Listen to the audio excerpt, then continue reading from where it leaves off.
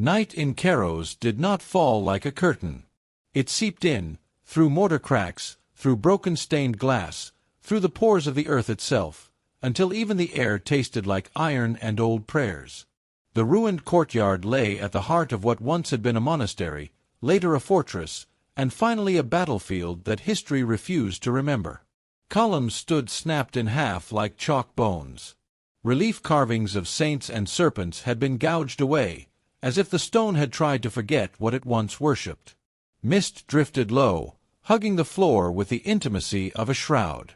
And in the center of it all, on cold stone slick with rainwater and blood, a woman knelt as though the world had finally found its proper posture for her, low, humiliated, waiting. Seraphine Veilblood did not look like the vampires the tavern stories promised. No seductive smirk. No fangs bared in triumph. Her mouth was slightly open as if she had been interrupted mid-breath.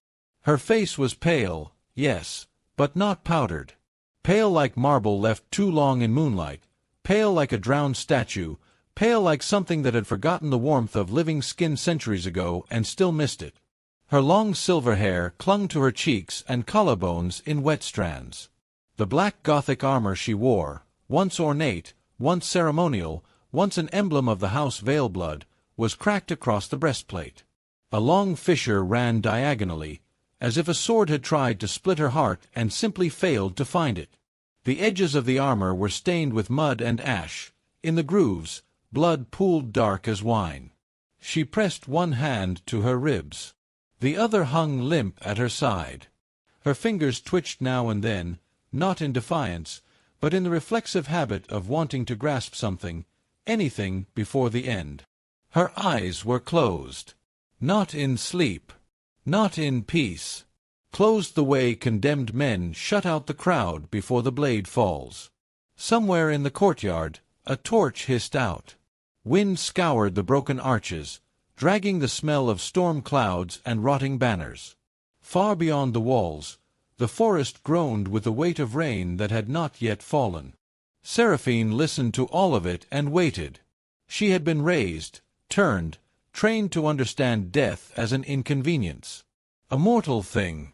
Something that happened to others. Even when she had suffered, even when blades had bitten into her, her mind had always held the distant certainty, I will rise.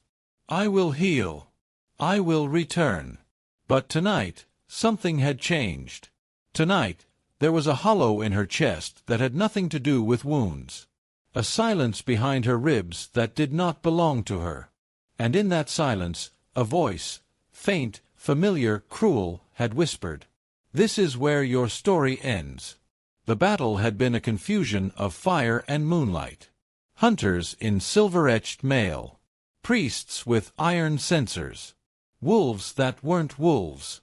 Screams cut short by teeth.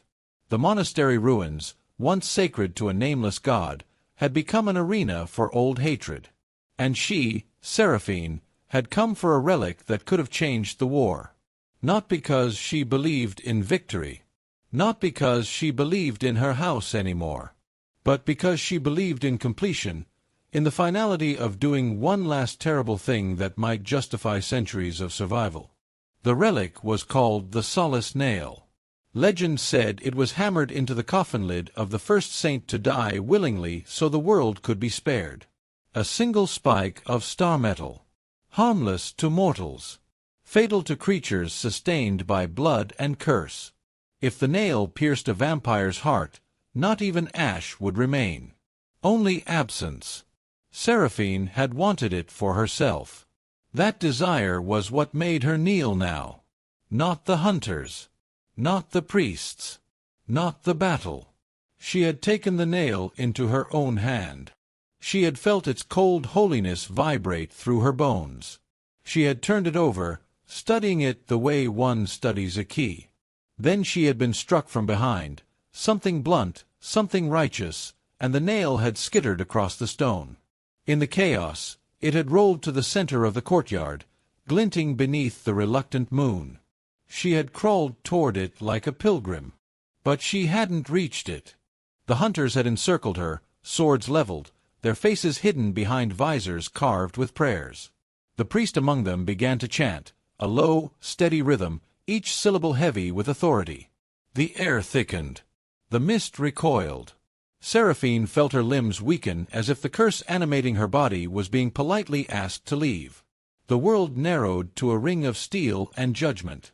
And then the hunters stopped. Not because they had mercy. Because someone else had stepped into the circle. A human man. He did not wear silver. He did not carry the iron symbols of the order. He wore a travel-worn cloak darkened with rain, and under it, simple leather armor stitched at the seams. A sword hung at his hip, but it remained sheathed. His hands were bare.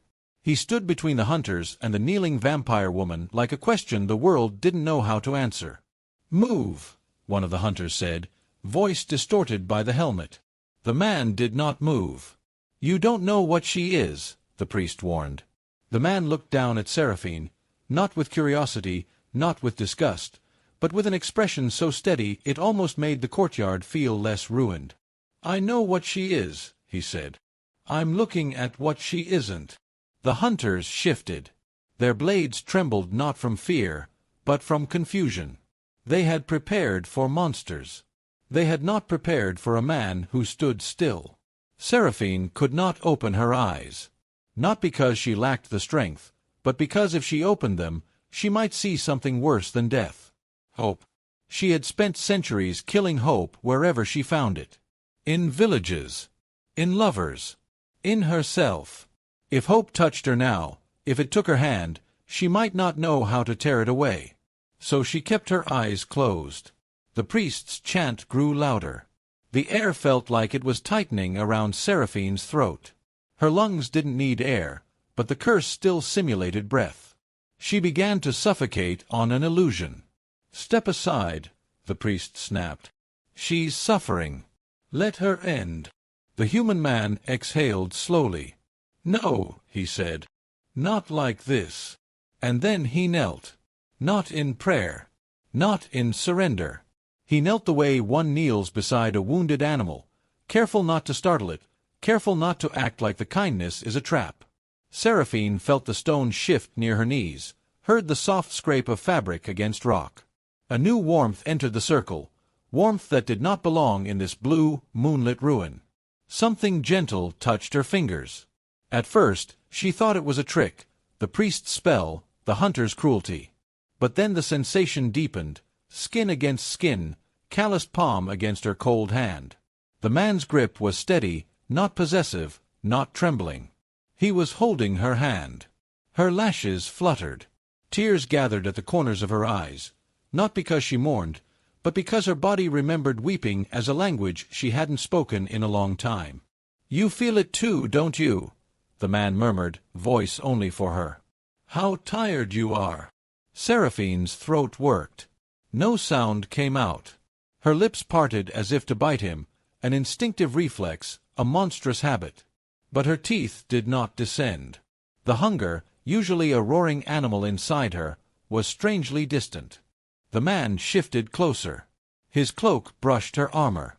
Warm golden light, impossible in moonlit ruins, seemed to cling to him. It was not bright like fire, but rich like candlelight in a chapel. It laid itself over their joined hands like a blessing. The hunters recoiled. "Get away from her," one hissed. The man didn't look up. "Her name," he said softly, "is Seraphine." The priest spat. "A monster's name is a lie." The man finally raised his head, meeting the priest's gaze through the visor. "Then let her lie to me," he said. "Let her be a monster for everyone else. But not for the last breath she's about to take." Seraphine's chest tightened. Last breath. Yes, that was what she had come for. But now a human was kneeling in front of her, holding her hand like it mattered if she stayed or vanished. Holding her like she was not an accident the world needed to correct. In the mist behind them, the solace nail glinted. Seraphine could feel it calling, not like a voice, but like gravity. She could end it. End herself. End the war inside her. The priest's chant surged, forcing the air to tremble. Seraphine's fingers convulsed, and her nails dug into the man's skin. He didn't let go. His grip tightened, not painful, but resolute. "I'm here," he said. "I'm not leaving." The hunters began to advance again, blades lowered toward the kneeling pair. The circle of steel closed with ceremonial inevitability. The human man leaned close enough that Seraphine could feel his breath, warm, alive, stupidly fragile. "Open your eyes," he whispered. "Not for them. For me." For a heartbeat, Seraphine almost did. Then thunder rolled, and the sky finally broke. Rain struck the courtyard in hard, cold sheets. Mist scattered. Moonlight fractured through the storm clouds, laying a silver beam across their joined hands. The vampire's cold fingers wrapped around the human's warm palm, like night and dawn caught in the same frame. And Seraphine, kneeling in blood and ruin, felt something she had not felt in centuries. Not hunger. Not rage. Not even fear. A choice. She did not know the man's name. She did not know why he had stepped into a death circle for her. She did not know what he believed about monsters or mercy.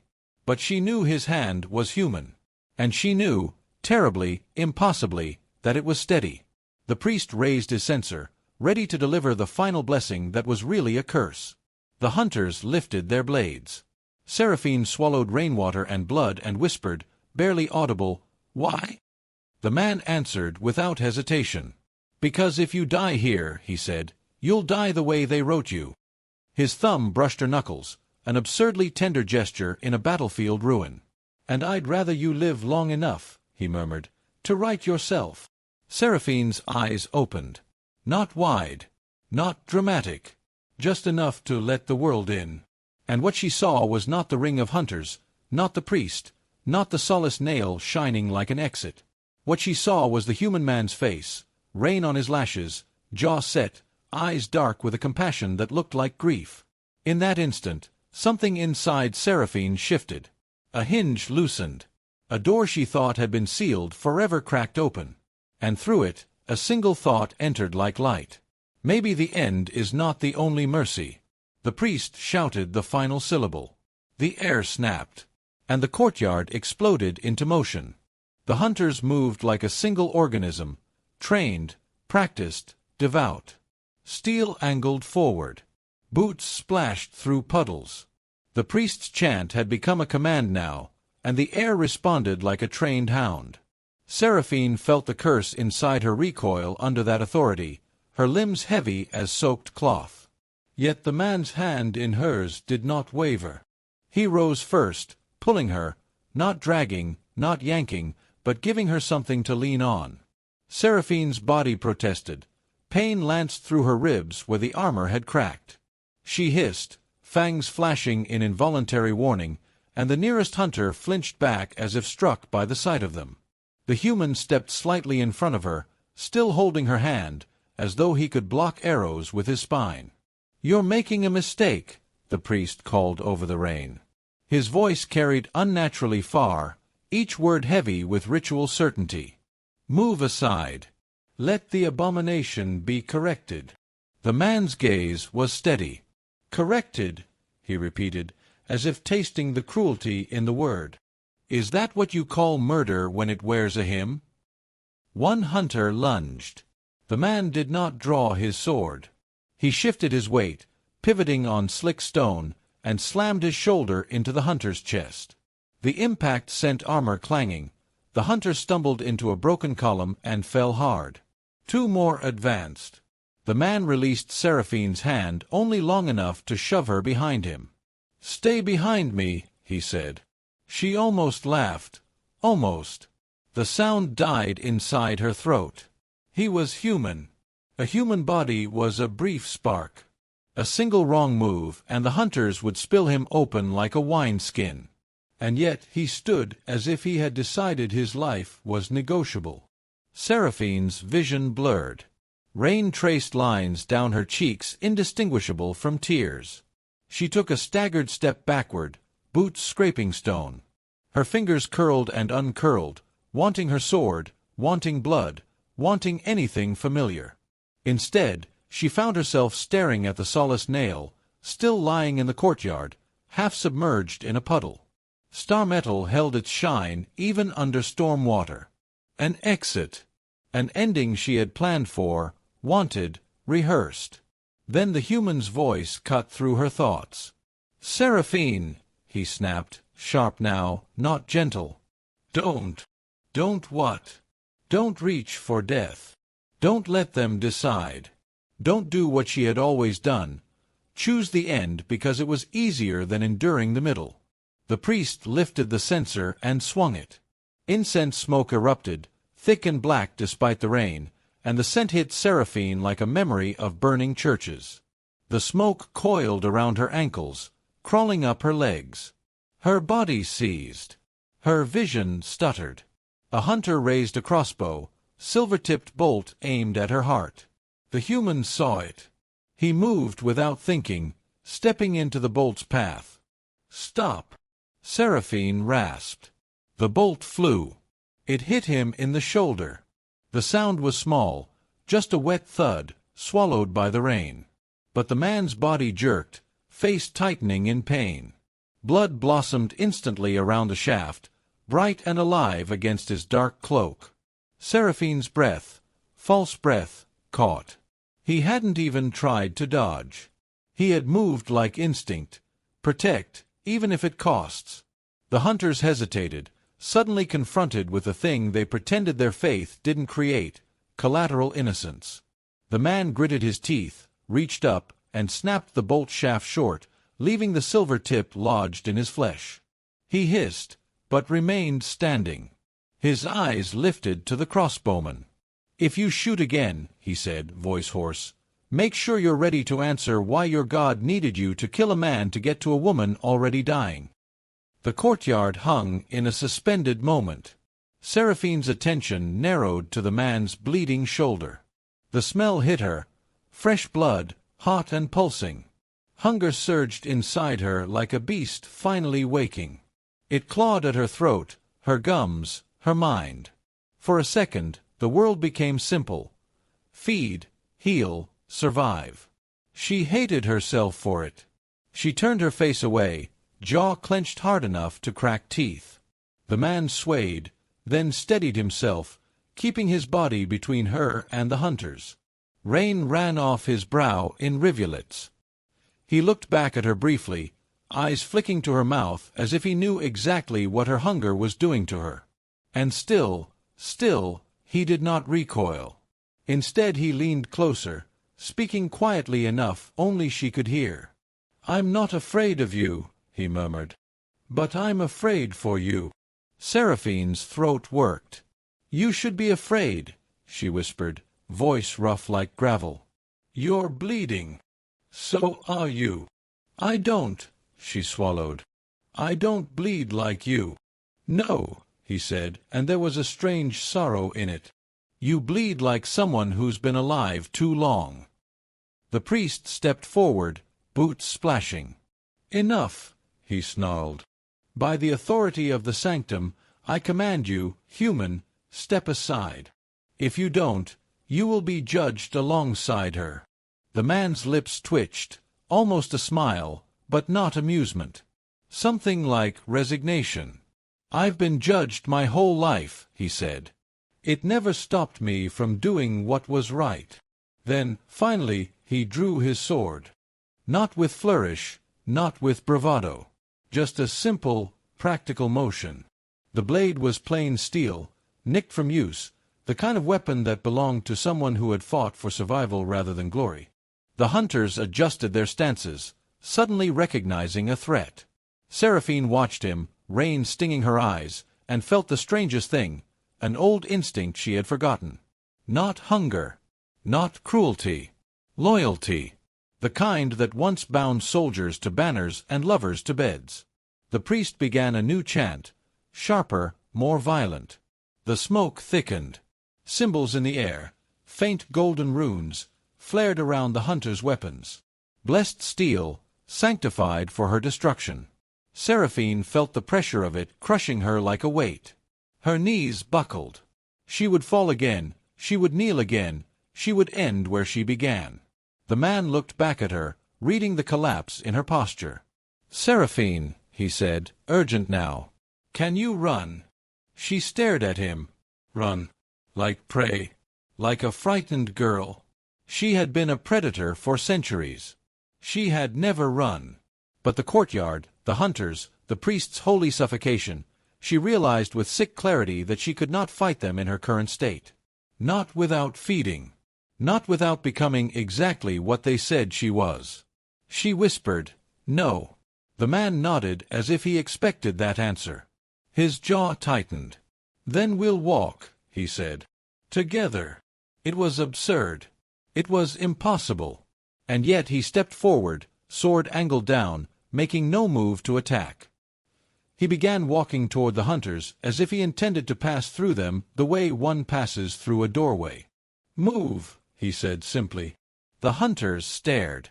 The priest's eyes narrowed. And then, unexpectedly, the hunters split. Not fully. Not willingly. But enough that a path opened, thin as mercy. Seraphine realized why. They did not want to be the first to strike again. Not after shooting a human. Not under the eyes of their own faith. Their righteousness had limits, and the man had found them. He reached back without looking and took Seraphine's hand again. Warm. Steady. Bleeding. The moment his fingers wrapped around hers, the hunger inside her twisted, not vanishing, but changing shape. It became something else, a longing to protect rather than consume. Together, they walked through the ring of blades. Rain washed over them. Mist curled around their ankles like reluctant witness. The priest's chant faltered. "How?" he spat, voice cracking with fury. "How does a monster earn a human shield?" The man did not look back. "She didn't," he said. "I chose to stand here." Seraphine felt those words land inside her like a stone dropped into still water, ripples spreading through centuries of bitterness. "I chose. No spell. No compulsion. No blood bond. Choice." They reached the edge of the courtyard. Beyond the broken archway lay a descending stairwell leading into the monastery's undercroft, catacombs that once stored bones and wine and holy secrets. Seraphine hesitated at the threshold. Darkness yawned below, thick and ancient. The man squeezed her hand. "This way." They descended. The priest shouted behind them, ordering pursuit, but the undercroft swallowed sound. The stairwell's air was colder, drier. The rain became a distant percussion above. Seraphine stumbled on the steps, weakened. The man steadied her. His shoulder wound bled through his cloak. The scent flared again, and Seraphine clenched her teeth so hard her jaw ached. She did not feed. Not yet. Not while he held her hand like she was something worth saving. They reached the bottom of the stairs. Darkness pressed in. Only faint moonlight filtered through cracks above. The man finally released her hand long enough to strike flint and steel. A small lantern flared to life, casting warm gold across the damp stone corridor. Seraphine blinked at the light, stunned by how it softened the world. "What is your name?" she asked, voice barely above a whisper. The man looked at her, face pale in lantern glow, eyes still steady despite pain. "Elias," he said. "Elias Mar. A human name. Simple. Unadorned." Seraphine repeated it silently, as if tasting an unfamiliar language. "Why?" she asked again, because the question wouldn't die. Elias hesitated. For the first time, his gaze faltered, not with fear of her, but with something heavier. "I saw you kneeling," he said, "and I realized. I've spent my life watching people die the way others wanted them to. I couldn't watch it again." Seraphine swallowed. "You don't know what I've done." "No," Elias admitted. "But I know what they were going to do to you." He turned slightly, grimacing as the silver tip in his shoulder shifted. Blood seeped down his arm. Seraphine's hunger surged again, sharper now in the enclosed space. The undercroft smelled like wet stone and old bones, but his blood cut through it like a bell. She stepped back, pressing herself against the wall, eyes narrowing, breath ragged. Elias saw the change in her face. "You're hungry," he said quietly. Seraphine's voice was a rasp. "If I don't feed, I can't heal. If I feed, I become what they want me to be." Elias leaned against the opposite wall, shoulders tense. "Is it always like that?" he asked. "Either starving or killing?" Seraphine laughed once, bitter. "That's the curse. That's the joke the gods play." Elias stared at her a long moment, then did something reckless, intimate, devastating. He loosened the leather straps at his throat, pulled his collar aside, exposed the pulse in his neck. Seraphine froze. Elias met her gaze, unblinking. "Then don't kill," he said. "Just take what you need." Seraphine's eyes widened. Her fangs slid down involuntarily. "You're insane," she whispered. "Maybe," Elias said. "Or maybe I'm tired of letting fear dictate mercy." The lantern flickered between them, warm gold against cold stone. Seraphine could hear his heartbeat, fast, stubborn, alive. It sounded like a door knocking from the inside. Her hands trembled. She stepped forward, and stopped inches from him, face near his exposed throat. The scent of his skin and rain and blood flooded her senses. Her hunger screamed. But so did something else. A memory. Not of feeding. Of being human once, before the turning, before the centuries. A memory of kneeling in a chapel as a girl, hands clasped, believing the world could be kind if she was good enough. She looked at Elias, and her voice broke. "If I take from you," she whispered, "you might die anyway. Silver's in your shoulder. You're bleeding." Elias smiled faintly. "Then we both might die," he said. "But at least you won't die alone." Seraphine's eyes squeezed shut again, but not like before. Not expecting the end. Fighting the temptation to become the end. She pressed her forehead briefly to his collarbone, inhaling, grounding herself in the absurd warmth of him. Then she pulled back. "No," she whispered. Elias blinked. "No." Seraphine's gaze sharpened, resolve forming like ice. "No," she repeated. "Not like this. Not from you. Not because I'm desperate." She turned away, shoulders shaking, and began walking deeper into the undercroft. Elias stared after her, stunned, then followed. "Where are you going?" he asked. Seraphine's voice was low, fierce. "To find the solace nail," she said. "Because if the Order has it, they'll use it on every vampire they can find. And if I have it—" She paused, jaw tightening. "Then I decide what ending it brings." Elias limped beside her, lantern casting long shadows. "Then I'm coming," he said. Seraphine glanced at him, rainwater still dripping from her hair, eyes dark as midnight. "Why?" she demanded. "You've already done enough. Leave before I ruin you." Elias's expression hardened, not with anger, but with refusal. "You already saved yourself," he said. "You didn't take my blood." Seraphine scoffed. "That wasn't salvation." Elias's voice softened. "It was choice," he said. "And I think you've forgotten what that feels like." In the corridor ahead, the undercroft opened into a chamber lined with crypts. Stone coffins lay stacked like shelves of the dead. Carvings of saints stared down with eroded faces. And in the center of the chamber, half buried in rubble, Seraphine saw something glint. Not the nail. A chain. Silver. The Order was already here. Seraphine's body tensed, hunger and fury rising together like twin storms. Elias lifted his sword, breathing hard. The lantern flame trembled, throwing gold light across their faces, human and vampire, standing side by side in a tomb, about to choose what kind of monsters they would become. The chain was not merely silver, it was sung silver, alloyed with sanctified salt and etched with scripture so fine it looked like hairline cracks. It lay across the rubble like a discarded serpent. And where it touched the stone, the dampness hissed faintly, repelled as though holiness could not tolerate ordinary water. Seraphine's skin prickled. The curse inside her recoiled. Elias's lantern trembled in his hand. "That's theirs," he murmured. Seraphine did not answer.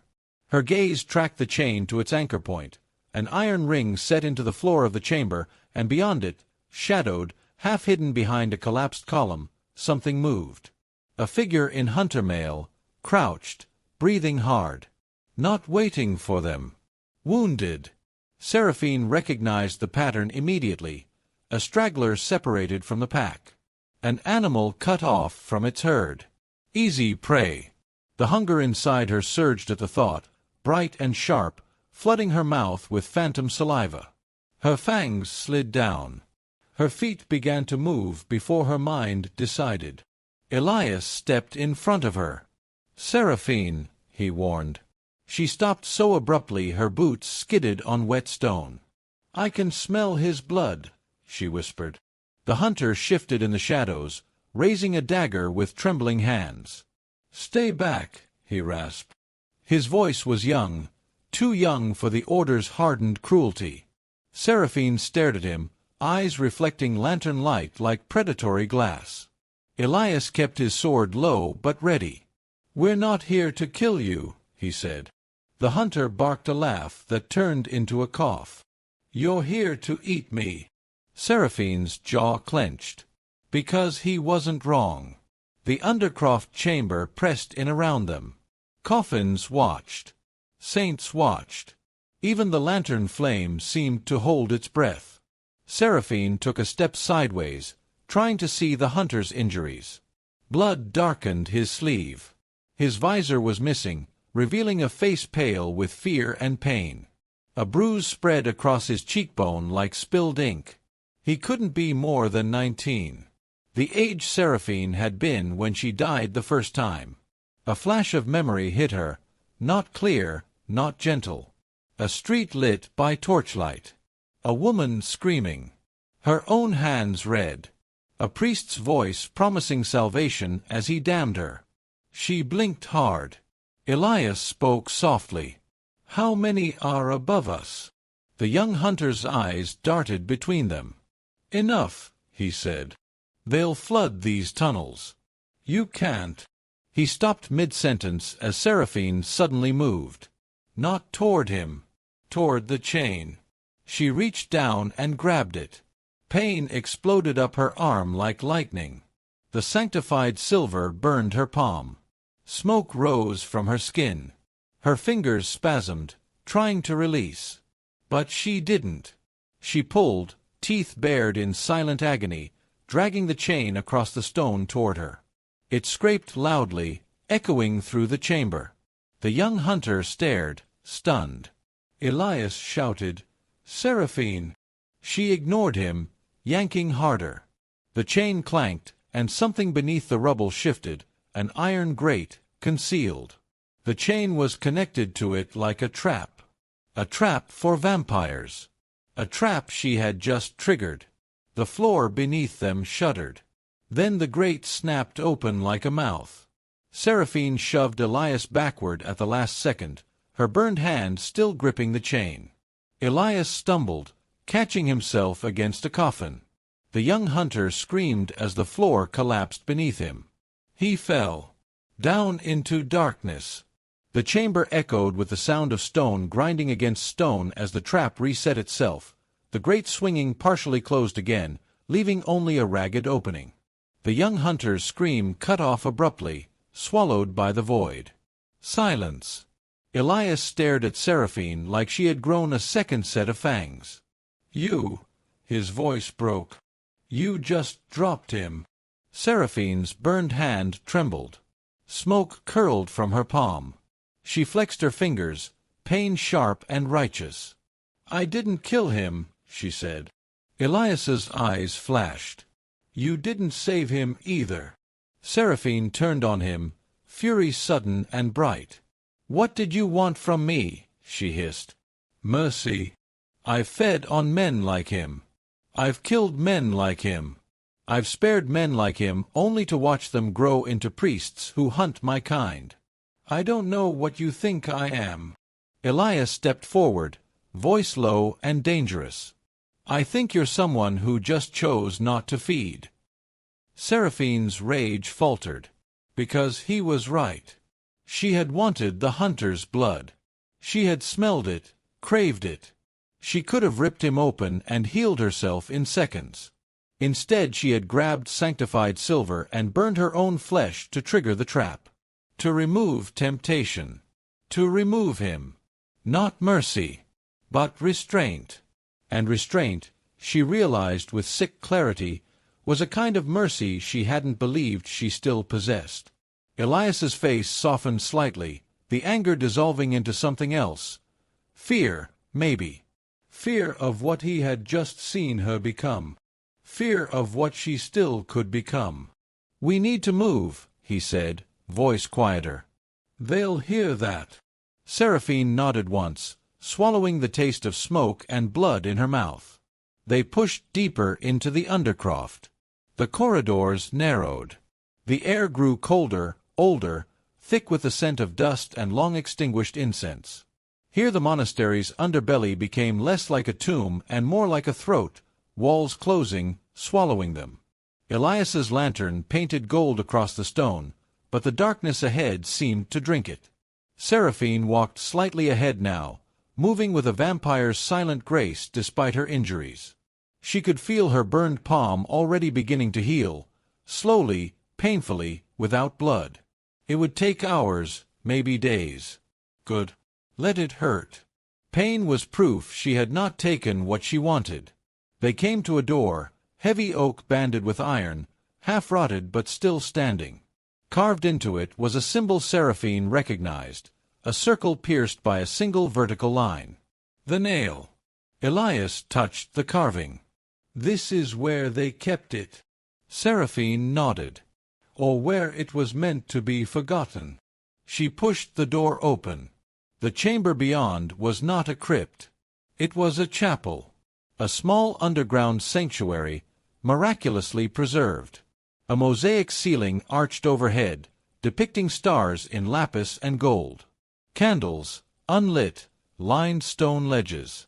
At the far end stood an altar of black stone, and above it, suspended by chains, hung a coffin. Not a burial coffin. A reliquary. Seraphine felt her entire body tense. The curse inside her vibrated like a struck bell. Elias stepped beside her, lantern light catching on the coffin's metal fittings. His breath fogged faintly in the cold. "That thing," he murmured. "It feels wrong." Seraphine's voice was a whisper. "It's holy." Elias glanced at her. "Does holy always feel like a knife?" Seraphine's mouth twisted. "Usually." They approached the altar. The coffin's chains creaked softly, as if disturbed by their presence. The air smelled faintly of myrrh, even after centuries. At the base of the altar was a stone basin filled with ash. And in the ash, a single nail, driven into a piece of petrified wood. Star metal. Cold. Perfect. The solace nail. Seraphine stared at it, heartless chest tightening as if she still had a heart to constrict. This was what she had come for. This was the end she had planned. Elias watched her face. "Is that it?" Seraphine nodded slowly. Her burned hand hovered over the basin. She imagined pressing the nail into her own chest. Imagined the instant nothingness. Imagined release. No more hunger. No more war. No more centuries of blood that never washed off.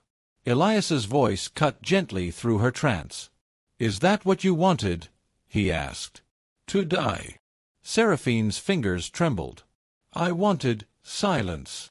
Elias stepped closer, lantern light warming her pale face, making her look almost human. "And now?" Seraphine swallowed. The question landed heavier than any blade. Now she had seen his hand in hers. His blood offered freely. His body stepping into bolts meant for her. His voice insisting she was not only what others wrote. Now, silence felt less like peace and more like surrender. She whispered, "I don't know." Elias nodded slowly, as if that answer was enough. Then the chamber behind them filled with sound. Footsteps. Armored boots. Voices echoing through the tunnel. The order had found them. The underground chapel's candle ledges began to glow faintly, not from flame, but from sanctified runes igniting as hunters entered the corridor outside. The air tightened again with holy pressure. Elias lifted his sword. "We don't have much time." Seraphine stared at the solace nail. A weapon. An ending. A choice. She reached down and closed her burned hand around it. Pain flared again, sharper than before, holy metal biting into cursed flesh. Smoke curled. The smell of scorched skin filled the chapel. Elias flinched. Seraphine. She gritted her teeth. It's fine. It's burning you. Yes. She lifted the nail, holding it like a dagger. Her eyes were cold, clear. That means it's real. The door behind them slammed open. Hunters poured into the chapel, their armor glinting with rune light. The priest from above stepped in last, censer swinging, rainwater dripping off his cloak. His gaze locked onto the nail in Seraphine's hand. Triumph twisted his mouth. There it is. Elias stepped forward, sword raised. Back away. The priest laughed softly. Human. You're still clinging to your foolish compassion. Elias's voice was steady. And you're still hiding cruelty behind your God. The priest's eyes narrowed. You don't understand what she is. Elias didn't look back at Seraphine. I understand she's holding the thing you want to use to erase her. Seraphine's grip tightened on the nail. Holy pain pulsed up her arm like a heartbeat she didn't deserve. The priest lifted a hand. Seraphine veil blood, he intoned, voice echoing through the chapel like a verdict. By the sanctum's authority, I command you to relinquish the relic. It does not belong to monsters. Seraphine met his gaze. And for the first time in centuries, she spoke not like a vampire, not like a hunted thing, but like a woman with a will. It doesn't belong to you either, she said. The priest's face darkened. Then you will die with it. Seraphine glanced at Elias. Lantern light warmed the line of his jaw, the blood still seeping from his shoulder, the exhaustion in his posture. A human who should have run. A human who had chosen not to. Seraphine turned back to the priest and raised the solace nail. Not toward her own chest. Toward him. The hunters surged forward. Elias stepped into them, sword clashing against sanctified steel. Sparks flew. The underground chapel filled with the sound of metal on metal, boots on stone, prayer words becoming war cries. Seraphine moved like night. She slipped through the chaos, her black armor blending with shadows, silver hair a ghostly streak. Her burned hand held the nail with lethal precision. If she could drive it into the priest's heart. But the priest was protected. A halo of runes shimmered around him, repelling her approach like invisible walls. He smiled, knowing it. You can't touch me, he taunted. Holy wards. Built for your kind. Seraphine's lips curled, fangs flashing. Then I won't touch you, she whispered. She threw the nail. Not at him. At the ceiling. It struck the mosaic starfield above the altar with a sharp metallic ring. Star metal bit into ancient stone. The mosaic cracked in a spiderweb pattern. For a heartbeat, nothing happened. Then the entire ceiling groaned. The chapel trembled. Dust rained down. The chains holding the reliquary coffin creaked violently as stone shifted. Elias glanced up, eyes widening. Seraphine. She ran, not away, but toward him.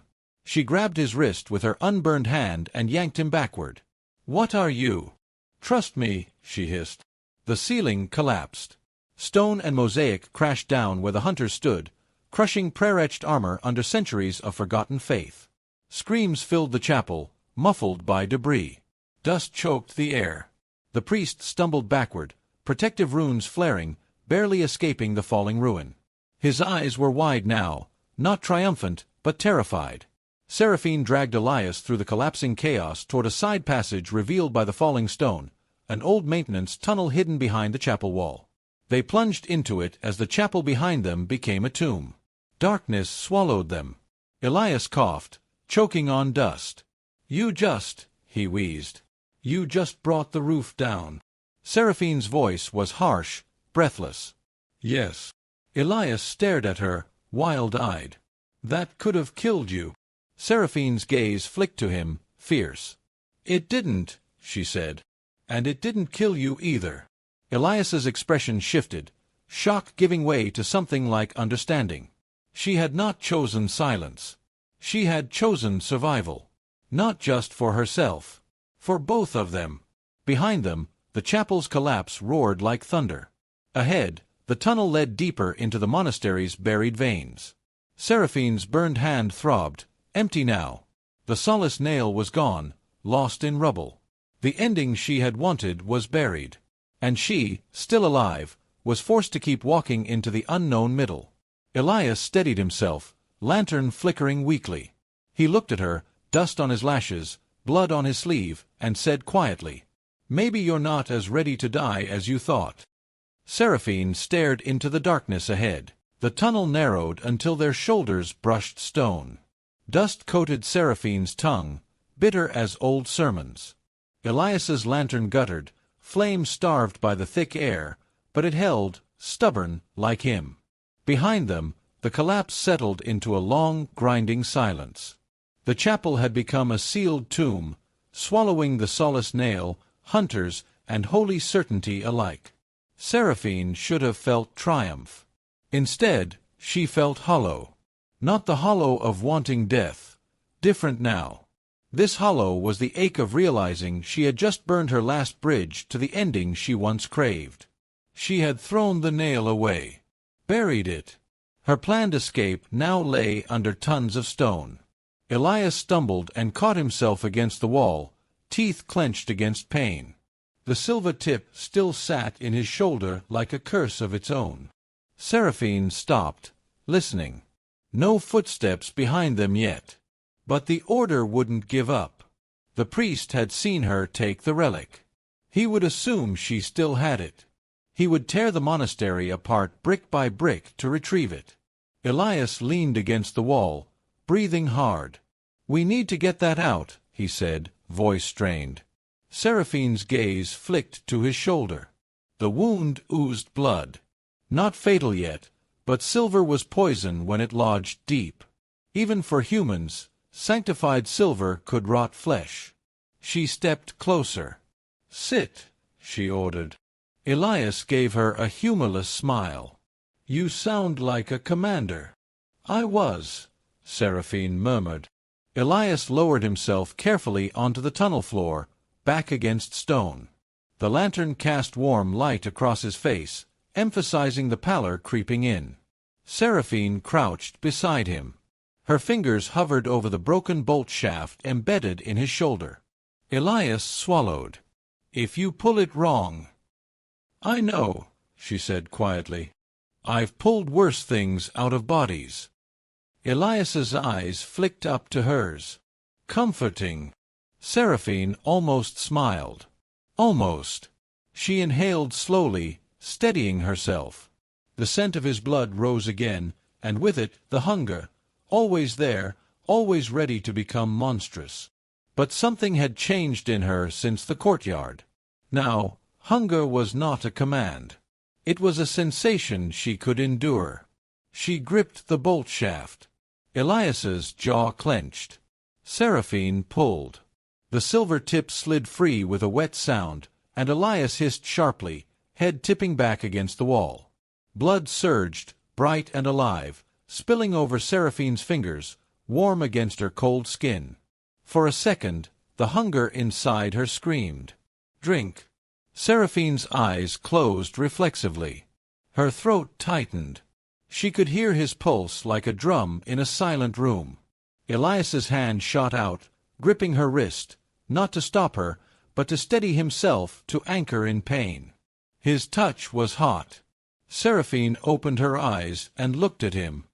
He looked back, breathing hard, face pinched, yet there was no fear in his gaze, only trust, reckless and undeserved. "Do it," Elias whispered, voice ragged. "If you need to." Seraphine's fingers curled around the silver tip, which burned her skin faintly even now. "No," she said. Elias blinked, sweat on his brow. "Seraphine." "No," she repeated, firmer. "Not like that."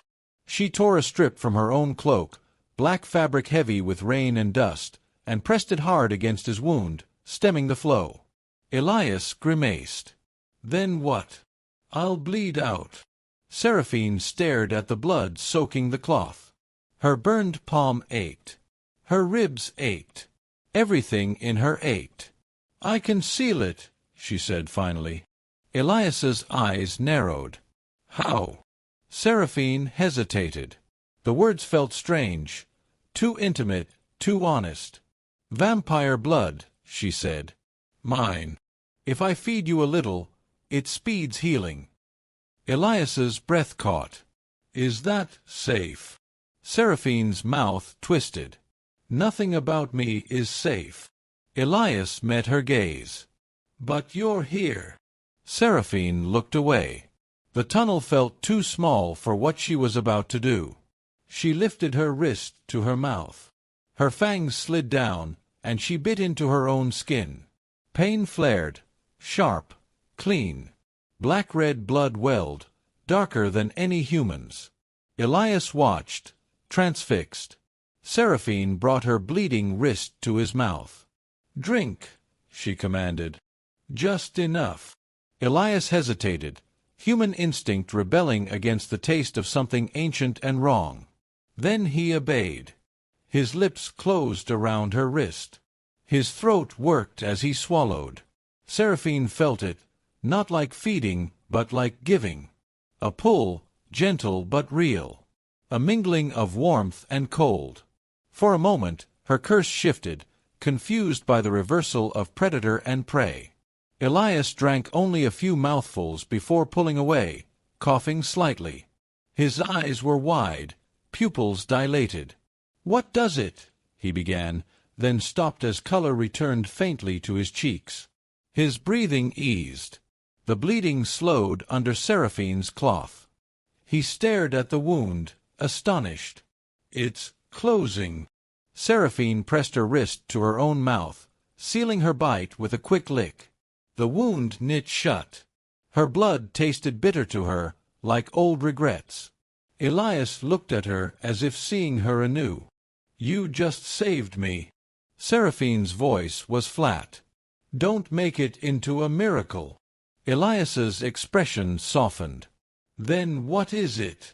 Seraphine met his gaze, and something in her cracked. Not armor, not bone. Something older. "It's a debt," she whispered. Elias shook his head slowly. "No." Seraphine frowned. "No." Elias pushed himself upright, wincing but stronger now. "It's not a debt if you chose it," he said. "It's a gift." Seraphine stared at him. The word felt foreign. Gift. As if she was capable of such a thing. Before she could answer, a distant sound echoed through the tunnel. Voices. Hunters. Closer now. Elias's eyes sharpened. "They found another way." Seraphine nodded. She could hear them too, the clink of armor, the murmur of prayer. She rose, pulling Elias to his feet. "We need an exit." Elias glanced at the lantern. "This tunnel, where does it lead?" Seraphine listened to the stone, to the faint draft in the air. Vampires sensed spaces the way wolves sensed prey. "Up," she said. "Toward the old aqueduct." They ran, Seraphine swift even wounded, Elias limping but determined. The tunnel angled upward, steps carved into stone, slick with age. The lantern's light bounced wildly, throwing shadows like chasing hands. Behind them, the Order's voices grew louder. The tunnel opened suddenly into a vast chamber, an ancient cistern. Water shimmered black below, reflecting the lantern like a fallen star. Pillars rose from the pool like drowned trees. An aqueduct channel cut through the far wall, half collapsed but open enough to crawl through. Moonlight filtered in from a crack high above, pale and cold. Seraphine inhaled, tasting damp air and freedom. Elias moved toward the aqueduct opening, then froze. At the far end of the cistern chamber, silhouettes appeared, hunters emerging from another tunnel, blocking their path. And among them, the priest. His censer swung, smoke curling like a living thing. His visor was off now, revealing a face gaunt with zealotry, eyes bright with hatred. He pointed at Seraphine. "Monster," he spat. "You cannot outrun judgment." Elias stepped forward instinctively, sword raised, placing himself between Seraphine and the hunters again. The priest laughed. Still protecting her? She will drink you dry. She will turn you. She will make you like her. Elias's voice was steady, but his hand trembled slightly on the sword hilt. Then I'll choose that fate myself. Seraphine's chest tightened. Choose. Always that word with him. Always that insistence that fate was not just something inflicted. The priest's gaze fixed on Elias. Then you are corrupted, he said. And corruption must be burned out. He lifted his censer and slammed it down on the stone. The smoke exploded outward, thick and luminous, forming a ring of glowing runes on the ground, holy warding, a prison. The circle flared around Seraphine and Elias, trapping them inside. Seraphine felt it immediately, the ward pulling at her curse, weakening her limbs. Her knees threatened to buckle again. Elias staggered as well, holy pressure crushing his lungs. The priest smiled, savoring their helplessness. You see, he murmured, even the air rejects you together. Seraphine's burned hand clenched. Rage rose, not hunger rage, not predator rage. Something else. Defiance. She looked at Elias, who struggled to breathe, face tightening with pain, still standing beside her.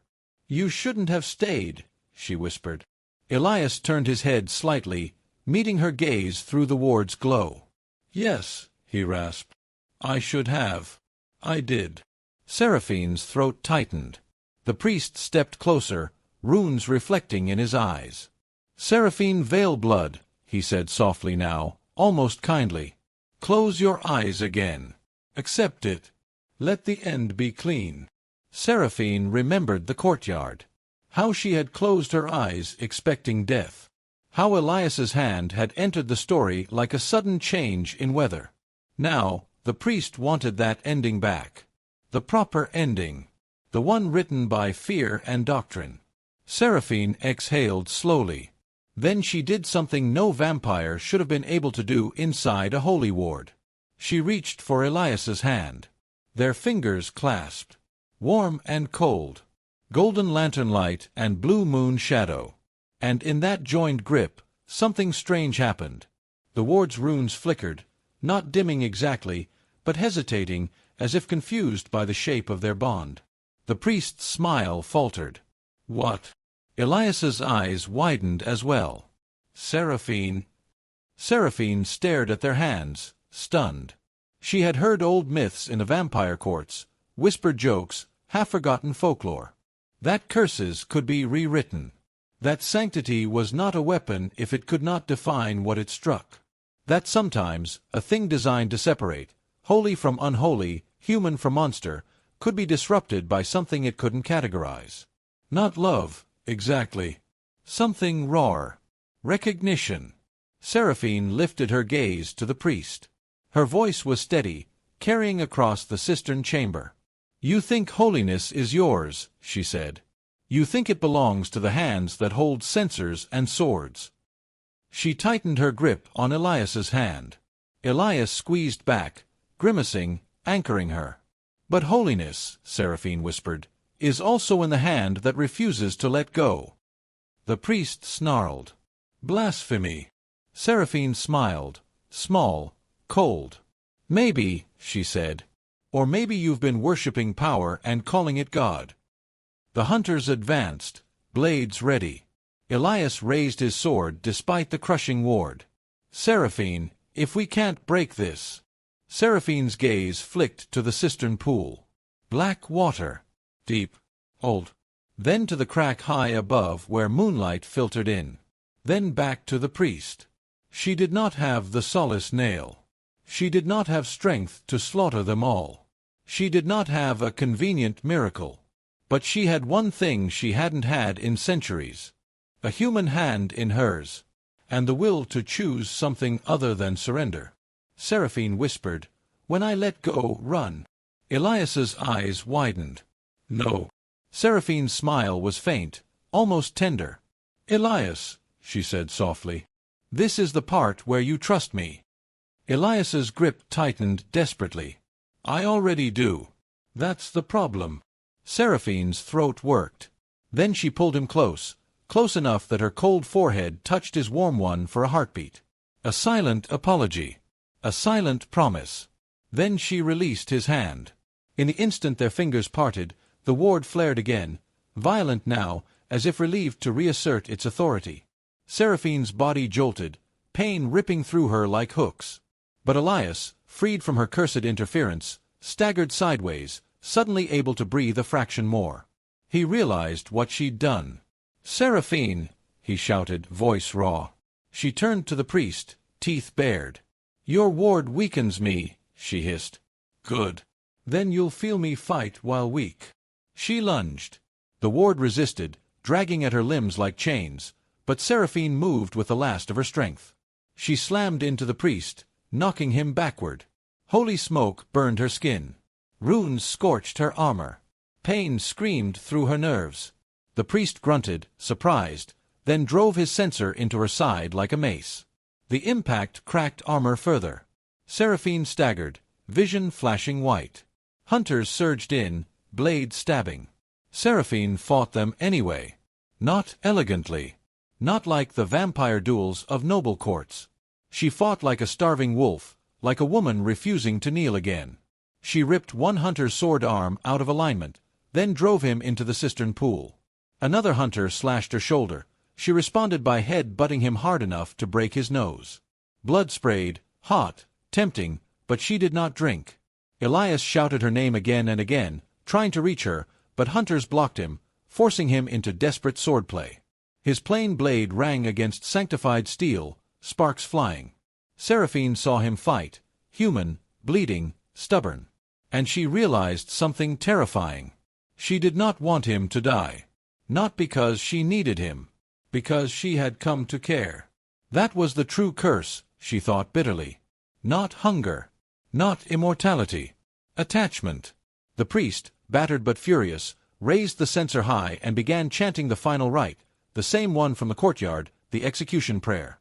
The holy runes on the ground blazed brighter, and Seraphine felt her body begin to unravel, the curse inside her being forcibly unstitched. This was it.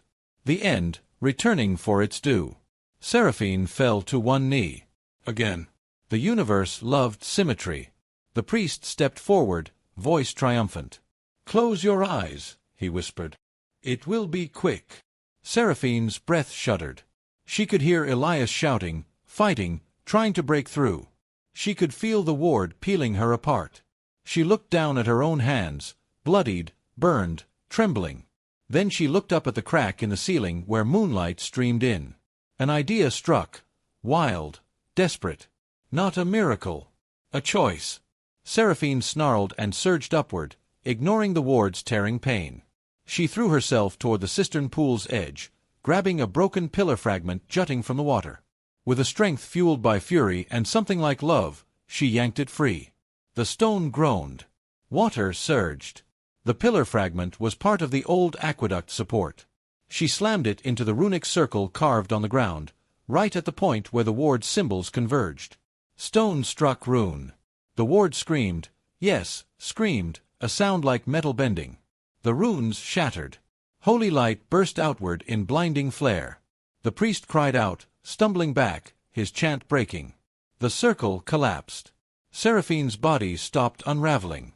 She gasped, half in pain, half in relief. Elias, suddenly freed as well, lunged forward, cutting down the hunter blocking him.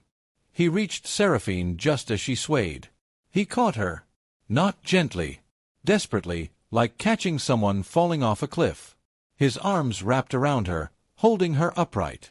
Seraphine stared at him, shocked by the warmth of his body against hers. "You broke it," Elias breathed awed. Seraphine's voice was a rasp. "We broke it." The priest staggered to his feet, face twisted with rage and fear now. His censer swung wildly. "No," he hissed. "No, this isn't." Elias stepped forward, placing Seraphine behind him again, sword raised. The priest glared at them both. "You think you've won," he spat. "Even if you escape, the world will hunt you. Humans will fear her. Vampires will hate you. There is no place for what you are becoming. Elias's jaw tightened. Seraphine stepped beside him, not behind this time. She looked at the priest, eyes cold as moonlit steel. "Then we'll make a place," she said. The priest laughed bitterly. "With what? Blood and lies." Seraphine's gaze flicked to Elias's hand, then back to the priest. "With choice," she said. Elias moved first. Not with a killing blow. With a disarming strike. His sword slashed the chain of the censer, severing it. The holy vessel clattered into the cistern pool, hissing as sanctified smoke met dark water. The priest's eyes widened. Seraphine moved next. She grabbed the priest by the collar and slammed him against a pillar, fangs bared inches from his throat. His breath hitched. Seraphine could smell his blood too, old, bitter, full of zealotry. She could drink him. She could end him. She could become the monster he insisted she was and justify it with vengeance. Instead, she leaned close and whispered. "Tell them," she said, voice like velvet over a blade, "that Seraphine Veilblood died in the collapse." The priest stared, confused, trembling. Seraphine's grip tightened, cracking his armor. "Tell them you saw my ash," she hissed. "Tell them you failed because your God demanded it. Lie to them. The way you've lied to yourself." The priest swallowed, eyes flicking to Elias, then back to Seraphine. "Why spare me?" Seraphine's expression was unreadable. "Because," she whispered, "I'm not letting you write my ending either." She shoved him backward. The priest stumbled, catching himself, hatred burning in his eyes, but fear too. Elias stepped close to Seraphine, voice low. "We should go." Seraphine nodded. She turned away from the priest without looking back, a quiet act of dominance more cutting than any blade. They ran for the aqueduct opening. They crawled through collapsed stone and dripping channels until the air changed, freshened, carried the scent of wet pine and open night. They emerged at last onto a hillside behind the monastery ruins. Rain had eased into a mist. The storm clouds had thinned. Moonlight poured over the landscape like spilled silver. Below them, the ruined courtyard lay silent, half-flooded, broken pillars standing like ribs against the sky. Seraphine stared at it, the place where she had knelt, eyes closed, waiting to end. Elias stood beside her, breathing hard, hair soaked, shoulders still tender but healed enough to move. For a long time, neither spoke. Then Elias asked softly, "What happens now?" Seraphine's gaze traveled to the dark forest beyond, the unknown roads, the hidden vampire courts, the human cities that would never welcome her. "I don't know," she admitted. Elias turned to her. "But you're not going back." Seraphine shook her head. "No." Elias hesitated, then did something quiet that felt louder than any battle. He offered his hand. Not to pull her up. Not to save her. Just offered. A choice. Seraphine stared at it, moonlight catching on his knuckles, on the faint scars of a life lived honestly. She thought of the solace nail buried under stone. Thought of the centuries behind her. Thought of the priest's demand for a clean ending. She took Elias's hand. Her fingers were cold, burned, scarred. His were warm, steady. Their hands clasped, and in that simple contact, the world did not end. It began, strangely, painfully, uncertainly. They walked down the hillside together, into the forest mist. Not heroes. Not monsters. Not yet. Just two beings refusing the endings they were given. And somewhere behind them, in the ruins of an ancient monastery, the story the world expected had collapsed, buried under stone and rain and the stubborn truth of a human hand that would not let go. In the end, Seraphine does not die where the world expects her to. The relic that one promised her a clean escape the solace nail is buried under collapsed stone. Along with the proper ending the order tried to force upon her, what remains is not victory in the heroic sense, but something far rarer for a creature like her, a new direction.